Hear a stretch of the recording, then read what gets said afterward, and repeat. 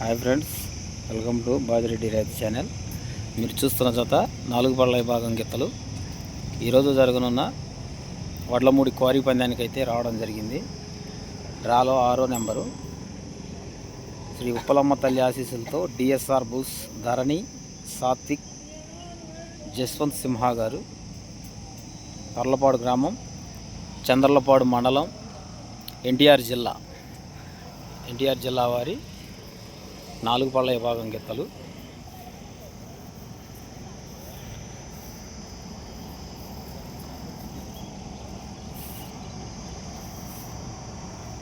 Vadlamudi quarry పందానికి వచ్చిన జత.